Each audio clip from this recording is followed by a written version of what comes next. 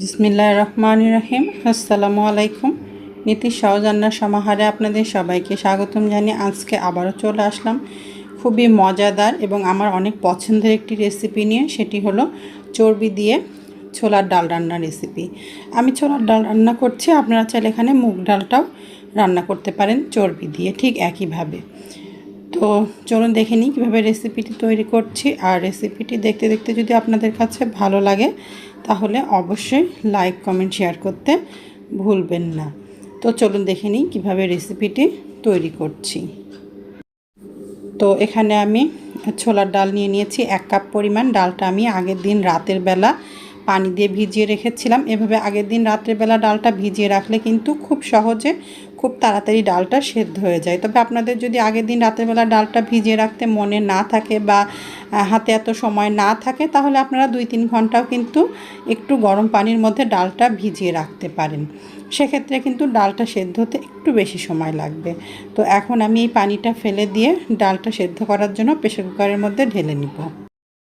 তো ডালটা প্রেসার কুকারে ঢেলে নিয়েছি। প্রেসার কুকারে সেদ্ধ করলে যেটা হবে যে ডালটা ভালো মতো তাড়াতাড়ি সেদ্ধ হয়ে যাবে। আপনারা চাইলে হাঁড়িতেও সেদ্ধ করে নিতে পারেন। তো এর মধ্যে দিয়ে দিলাম 2 কাপ পরিমাণ পানি আর দিয়ে দিচ্ছি 1.5 চা চামচ পরিমাণ লবণ। আমি আর কিছুই দিব না, এটা দিয়ে একটু নাড়াচাড়া করে দিয়ে ঢাকনা লাগিয়ে চুলাতে বসিয়ে দিয়েছি। এখন 2টা হুইসেল দেওয়া পর্যন্ত অপেক্ষা করছি।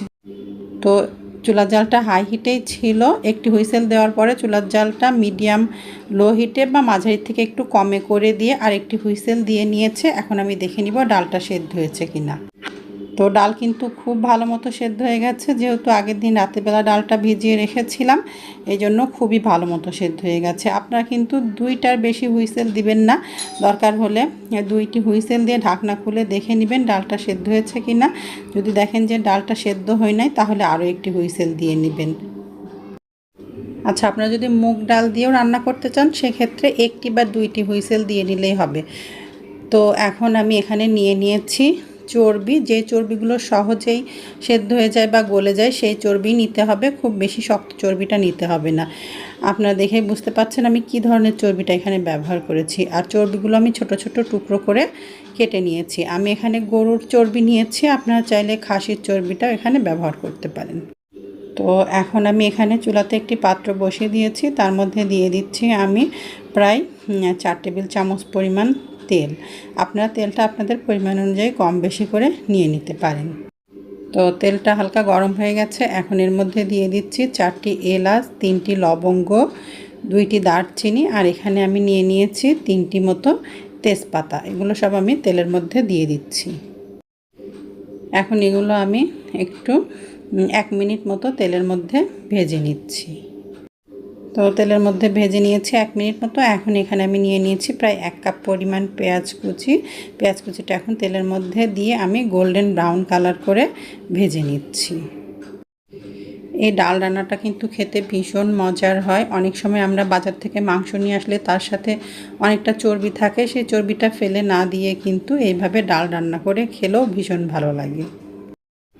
তো পেঁয়াজটা গোল্ডেন ব্রাউন কালার করে ভেজে নিয়েছি। এখান থেকে কিছুটা পেঁয়াজ আমি তুলে রাখবো শেষে ব্যবহার করার জন্য, আর বাকিটা পেঁয়াজ দিয়ে আমি রান্না করব। তো ঠিক এতটুকু পরিমাণ পেঁয়াজ আমি তুলে রেখেছি আর এই পেঁয়াজটা দিয়ে আমি রান্না করব। তো পেঁয়াজটা যেন পুড়ে না যায় এজন্য এর মধ্যে আমি প্রায় 3 থেকে 4 টেবিল চামচ পরিমাণ পানি দিয়ে দিলাম, একটু নাড়াচাড়া করে নিচ্ছি। এখন এর মধ্যে আমি মশলাগুলো সব একে একে দিয়ে নিব। এর মধ্যে দিয়ে দিচ্ছি 1 টেবিল চামচ পরিমাণ আদা রসুন বাটা, দিয়ে দিচ্ছি এর মধ্যে আমি হলুদের গুঁড়া প্রায় 2 চা চামচ পরিমাণ, বেশি দেওয়া যাবে না, 2 চা চামচ পরিমাণ দিলেই চলবে। এখন এর মধ্যে দিয়ে দিচ্ছি আমি 1.5 চা চামচ পরিমাণ ঝালের গুঁড়া। তবে ঝালটা আপনারা আপনাদের মুখে স্বাদ অনুযায়ী কম বেশি করে দিয়ে নিতে পারেন। আবার চাইলে আপনারা যদি ঝালের গুঁড়াটা না দিতে চান এখানে আপনাদের পরিমাণ মতো মুখে স্বাদ অনুযায়ী কাঁচামরিচটাও ব্যবহার করতে পারেন। একটু নাড়াচাড়া করে দিলাম। এখন এর মধ্যে দিয়ে দিচ্ছি আমি লবণ প্রায় 1.5 চা চামচ পরিমাণ। আগেও কিন্তু ডালটা সেদ্ধ করার সময় আমি লবণ দিয়ে নিয়েছিলাম, এই জন্য লবণটা এখন একটু কম দিতে হবে। এখন এগুলো দিয়ে 1-2 মিনিট আমি খুব ভালো মতো এই মশলাটা কষিয়ে নিচ্ছি চুলার জালটা মিডিয়াম লোতে রেখে। তো চুলার জালটা মিডিয়াম লোতে রেখে আমি 2 মিনিট মতো খুব ভালো মতো মশলাটা কষিয়ে নিয়েছি। এখন এর মধ্যে দিয়ে দিচ্ছি হাফ কাপ পরিমাণ পানি। এই পানিটা দিয়েও মশলাটা আবারও খুব ভালো মতো কষিয়ে নিচ্ছি। তো মশলাটা কিন্তু খুব ভালো মতো কষানো হয়ে গেছে, পানি নেই, তেল তেল ওঠা শুরু করেছে। এখন এর মধ্যে আমি চর্বিগুলো সব দিয়ে দিব। আবার আসছে কুরবানিতেও কিন্তু কুরবানির মাংসের সাথে অনেক চর্বি থাকে।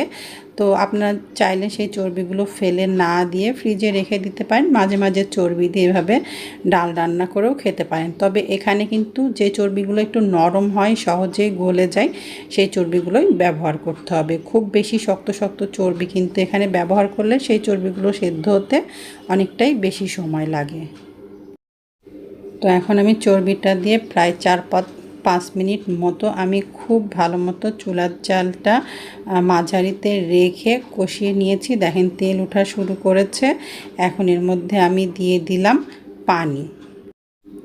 তো প্রায় আমি 1.5 কাপ পরিমাণ পানি এর মধ্যে দিয়ে দিলাম। এই পানিটা দিয়েই কিন্তু চর্বিটা আমি খুব ভালো মতো সেদ্ধ করে নেব। এবার একটু নাড়াচাড়া করে দিয়ে ঢাকনা দিয়ে ঢেকে এটি হতে দিচ্ছি। প্রথমে চুলার জালটা মিডিয়াম হাই হিটেই থাকবে। টকবক করে ফুটে উঠলে চুলার জালটা মাঝারির থেকেও একটু কমে দিয়ে হতে দিব।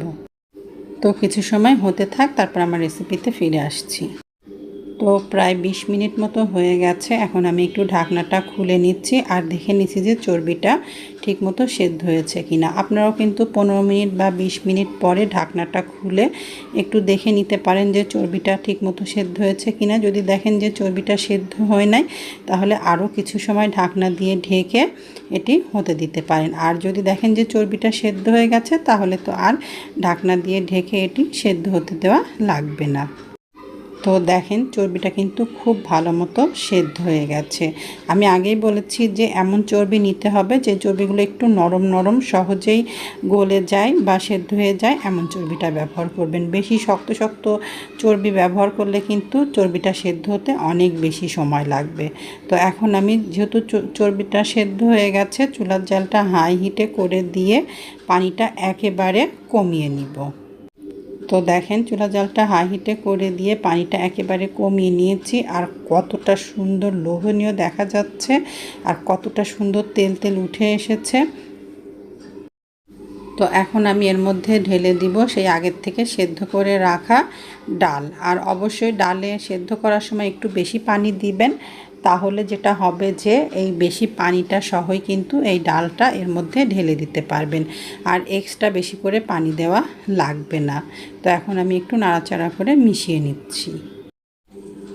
তো ডালের মধ্যে কিন্তু বেশ অনেকটাই পানি আছে, আমি আর বেশি পানি এর মধ্যে দিব না। প্রায় হাফ কাপ পরিমাণ পানি এর মধ্যে আমি দিয়ে নিচ্ছি।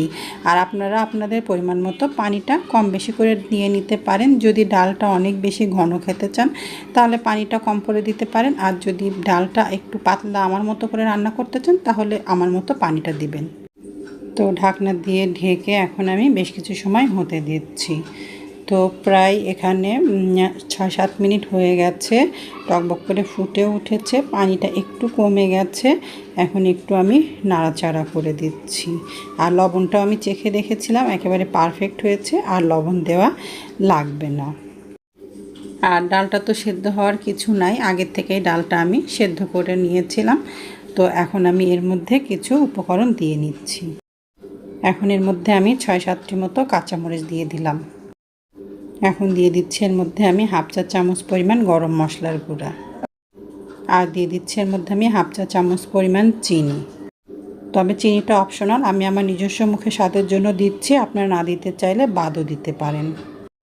এখন 3-4 মিনিট মতো এভাবে হতে দিচ্ছি। 3-4 মিনিট পরে চুলাটা বন্ধ করে দিব। তো এখন চুলাটা বন্ধ করে দিয়েছি, ওপর দিয়ে পেঁয়াজ বেরেস্তাটা ছড়িয়ে দিচ্ছি। তো পেঁয়াজ বেরেস্তাটা ছড়িয়ে দিয়ে এখন ঢাকনা দিয়ে ঢেকে এটি রেখে দিব পরিবেশনের আগ পর্যন্ত। আপনাদেরকে পরিবেশন করে কিছুক্ষণ পরেই দেখাচ্ছি যে ডালটা কেমন হলো। তো ভীষণ লোভনীয়, দেখতেও লোভনীয়, খেতেও ভীষণ মজার। সাদা ভাত, পোলাও, রুটি, পরোটা সব কিছুর সঙ্গেই খেতে কিন্তু অসম্ভব মজার লাগে এই ডালটা। বাড়িতে একবার হলেও তৈরি করে খেয়ে দেখতে পারেন, ইনশাল্লাহ নিরাশ হবেন না। তো সবসময়ের মতো আমার আজকের রেসিপিটি যদি আপনাদের কাছে ভালো লাগে তাহলে অবশ্যই লাইক, কমেন্ট, শেয়ার করতে ভুলবেন না। আজকের মতো এখানেই রাখছি। আসসালামু আলাইকুম, আল্লাহ হাফেজ।